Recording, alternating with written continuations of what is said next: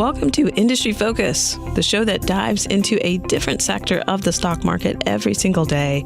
Today is Wednesday, November the 27th, and we're talking healthcare. I'm your host, Shannon Jones, and I am joined via Skype by Fool.com's health and tech specialist, none other than Brian Feroldi. Brian, how's it going? Hey, Shannon, I am in the middle of a massive kitchen remodel right now. So my house is absolutely crazy at the moment. That's what's going on with me. And I know that hopefully the listeners can figure out that your voice is not cooperating well today. So we'll try and keep your talking to a minimum. Yes, thank you for that. But of course, wanted to make sure that we were able to get in this very special pre-Thanksgiving episode. So hopefully my voice will hang in there. But I'm excited for today's topic because it's really a topic that we haven't really explored in depth on Industry Focus Healthcare, but one that is certainly catching a lot of investors' attention, especially lately with the IPO market, and that is none other than the medical aesthetics market. Brian, I mean, this is a huge opportunity. We chatted just a few weeks ago about a couple of companies, some of which we'll cover today. But when it comes to this market, just how big of an opportunity are we looking at right now? Yeah, the aesthetics market is, and we're specifically talking about the medical aesthetics market, is far bigger than you would probably assume. So in America, the sales in 2017 were about $8.5 billion. Globally, sales, again, in 2017 were over $10 billion. So this is actually a very big market. And what's attractive for investors, there's a couple of things that are attractive. First off, the entire industry is growing at about a 10% annualized rate. By 2024, global sales are estimated to be almost $19 billion. And what's driving that is a gradual aging and graying of the global population combined with the obesity epidemic. And then when you sprinkle in social pressure from social media and the Instagram generation, there's growing demand for aesthetic procedures. And to, again, give you some more numbers, about each year, about 40 million laser procedures are performed worldwide. And that includes hair removal, pigmented lesions, leg vein removal, acne, and vascular lesions.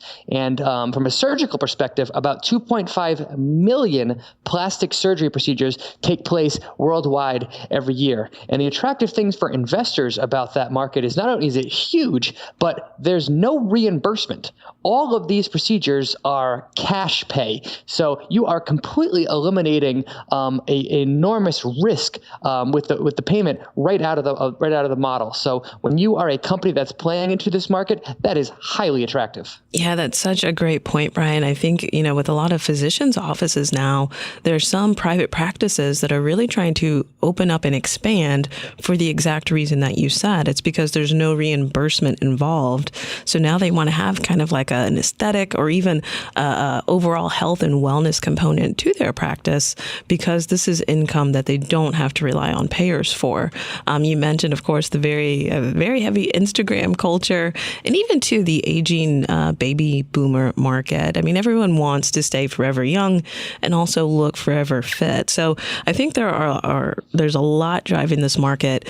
As I've said before, and we've kind of talked about this, my only hesitation is that with procedures like this, obviously, it is very much reliant on disposable income. So that means the economy has to be humming along. Again, like we're seeing right now, unemployment is low. And so I think it makes a lot of sense to see growth in this space. But when and if a downturn hits, a recession hits, these will be some of the first procedures to go. But even with that, this is a space that is growing.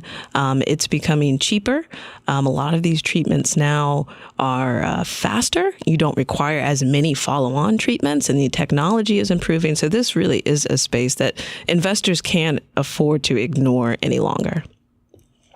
Yeah, I think that's exactly right. And you bring up an excellent point that these are optional procedures, and they can be delayed indefinitely through economic hardship. But the vanity culture is not going away, so it might be more resilient than investors are assuming. And again, we're talking about billions in dollars in sales here. So even a contraction still generates enormous opportunity for individual companies like we're going to be talking about today. Yes, and speaking of companies, let's get to the first, and that is none other than InMode, and that is ticker symbol INMD.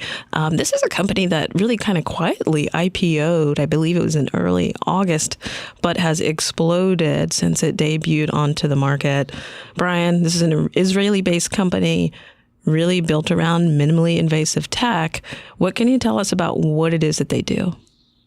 Yeah, so to your point, InMode, which is ticker symbol INMD, they came public in August of this year, so just a few months ago, and they're already up almost 300% during that time. So Wall Street has really taken focus on this business, and when you dig in, it's extremely impressive. So what InMode does is they sell minimally invasive aesthetic surgery equipment.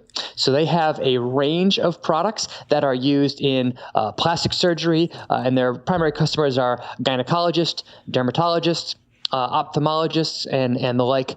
And what makes InMode special is its technology is based on radio frequency that is applied directly to the skin and eviscerates fat tissue below the skin without scarring. So their technology can be used to suck away or make liquefy fat, unwanted fat below the neck, the arm, the belly. It can also be used to remove acne and wrinkles. And the results that they provide are very long lasting without really a lot of the negatives that are associated with plastic surgery. So when you get plastic surgery, very common to go under anesthesia, have a long recovery time, and have to deal with scarring. InMode's technology kind of bypasses all that and provides all of the benefits without any of the negatives. And from an investor standpoint, they are pursuing a razor and blade business model. Right now, since they're still small and upcoming, 90% of their sales are coming from the razor, so the machines themselves, and about 10% are from the consumables and contract agreements, which is what we should care about mostly as investors over the long term. But both numbers are growing pretty quickly. And although this is a relatively new company to the public markets, it's actually their products are actually available all over the world. They already have more than 4,400 of their units installed around the world. They're in 49 different countries. In the U.S., which is by far their biggest market, they already have more than 2,600 customers. And this company has only reported earnings twice since coming public, but the numbers that we've seen are incredibly impressive. So last quarter, they reported revenue growth of 57% to $40 million. And their gross margin, which jumped off the page to me, was up 100 basis points to 87%. And that was that the revenue number was better than expected, and that high of a gross margin allowed this company to crank out a net margin or a profit margin that was extremely high, $16.2 million in profit on $40 million in sales. That is incredibly impressive. Yes, and I mean, this is a company, when you look at the numbers, you get impressed. But really, in terms of where they have kind of slotted into the market, they've positioned their technology in between the traditional surgery, which of course does have the scarring, the downtime, the anesthesia that's involved, and also the laser market. So laser, of course, has been extremely popular. One of the companies we'll talk about has really carved out a niche for itself in the laser market, but they're really kind of slotting right in the middle. Basically, you have less downtime, less scarring, and also, too, potentially better results. It doesn't require nearly as frequent treatments, but also potentially better results. And for them, you talked about how they have been expanding around the globe. Worldwide, there are over 20 million aesthetic procedures performed annually. And for InMode, their devices address 8 million of them right now. So they've got a number of different devices. They're expanding globally, a lot to watch here. I want to jump, though, and talk about another company in this space, because the competitive threats you really can't underscore, because it's not just InMode. There's another company in this space called Cutera, and also some bigger players in this space too. You've got Allergan, you've got AbbVie as well. But let's talk about Cutera. This is a company we actually talked about a few weeks ago. But Brian, for those listeners who may not be aware, not up to speed, what can you tell us about Cutera, and really how different is it from an InMode? Sure. As you mentioned, we covered this company on our November 6th episode when we talked about some of the best performing medtech stocks of 2019. One of those is Cutera, ticker symbol CUTR. They are about a $500 million market cap company, so about a third the size of InMode currently. But what they do is they focus on laser systems that are used in dermatological and plastic surgery procedures. And they also help with body sculpting, hair removal, and they also do tattoo removal, which is something that InMode does not do at the present, I believe. So Cutera has been around for longer. Worldwide, they have over 10,000 of their systems installed. And what we talked about, that one of the reasons that Wall Street has really taken an interest in this business is they are seriously shifting their business away from a capital sales business towards a razor and blade model. So their newer devices have a significant consumable sales portion to them, which helps generate more recurring revenue that's higher margin. So that strategy is taking hold and is one of the reasons why the stock has performed so well this year. But as we saw in their most recent quarter, we saw revenue growth of 12%, so significantly slower than InMode. But a big reason why is their newer products are still overtaking sales of their older products. So their new products growing fast, their legacy products are declining. That's the reason why the top line growth is relatively muted.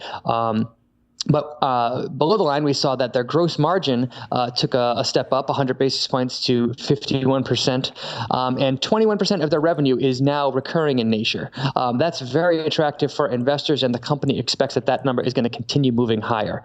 Cutera was also recently able to generate a small profit, has a debt-free balance sheet, and it's really a nice little business. But they are going to be competing eventually with InMode, which definitely has a differentiated solution that is clearly taking market share right now. But Cutera definitely looks like a very interesting business for investors to get to know.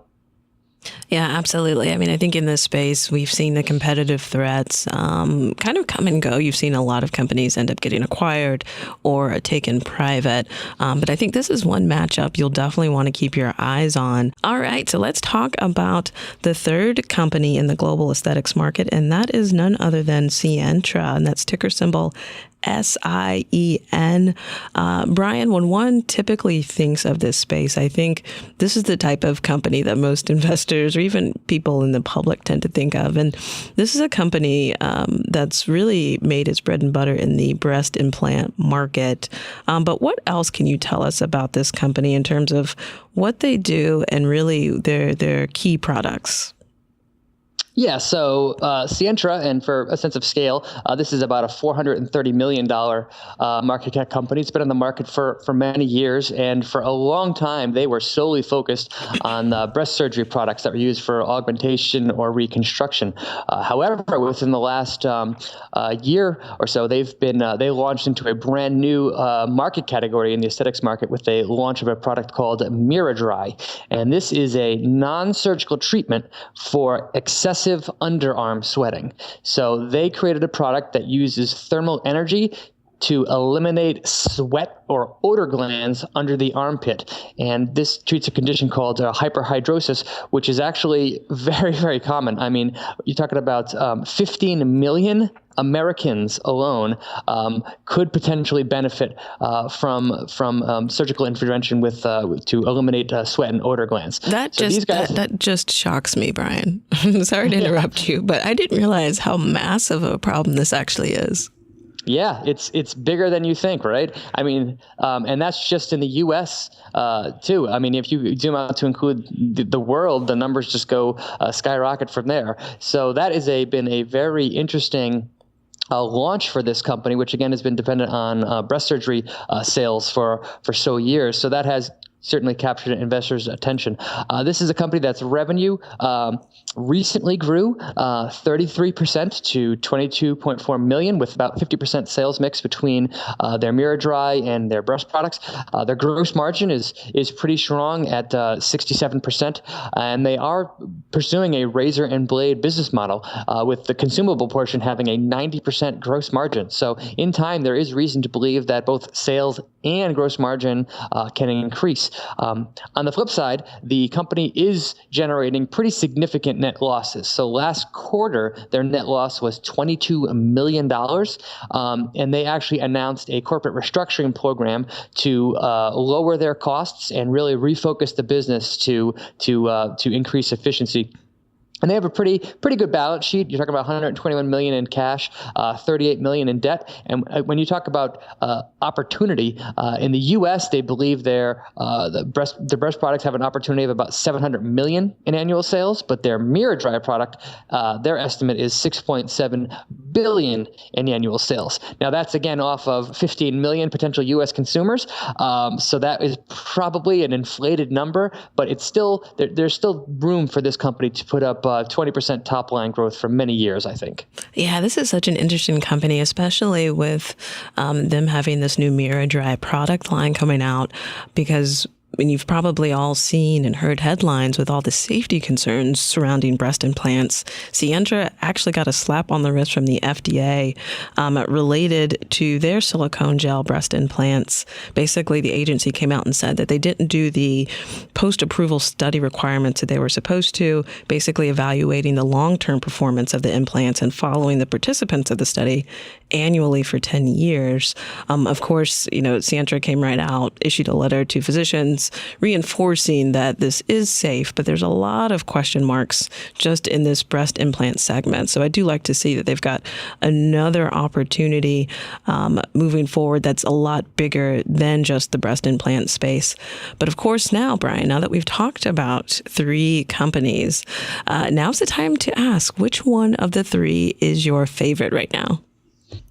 Well, I think that all three of these companies are have interesting products in obviously a massive market. So to me, it always comes down to what's their valuation look like, what's their growth potential, and what do their financials look like today. So let's start with Sientra. So they're trading for about 5 times sales.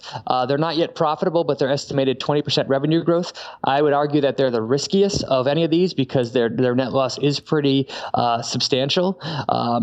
Then there's Cutera, which is 3 times sales. So that's a pretty low multiple right there. But on the flip side, they're trading at 66 times next year's earnings estimates, but they're also estimated to grow their profits. They are profitable at 25% rate, so that's not extreme. But then there's InMode. InMode is trading at 12 times sales, but only 32 times next year's earnings because, again, this company is just so profitable. And not only that, they're growing their revenue at 25%. So this is the rare situation where not only is InMode growing the fastest, but if you're using next year's earnings estimates, this is actually also the cheapest stock. So that makes it a no-brainer for me to make that my favorite. How about you? Yeah, absolutely. A no-brainer is a very good way to explain InMode right now. I mean, you've got double-digit top-line growth. They're profitable. And with their platform, I still think lots of optionality and that large international opportunity. Had a chance to sit down and chat with Bill Mann, who is a lead advisor for one of our global investing services. And he just talked about how big the aesthetic market in the Asia Pacific region is and got really excited about it. And so for me, I think hands down, InMode is the clear winner of the three. But of course, there are more. And so I think, Brian, you and I need to come back to this segment, not only update on these three, but I think we should probably even add a few more to these as well. Yeah, there are a number of companies to choose from, and we didn't even touch on many of the bigger ones. These are more of the pure play focuses on them. But yeah, this is a big market, and we have definitely not showed enough love on industry focus. So investors should get to know it. Absolutely. So we will be sure to follow up with that. As for this week, that'll do it for Industry Focus Healthcare. We want to thank you so much for tuning in. As always, people on the program may have interest in the stocks they talk about, and the Motley Fool may have formal recommendations for or against. So don't buy or sell stocks based solely on what you hear.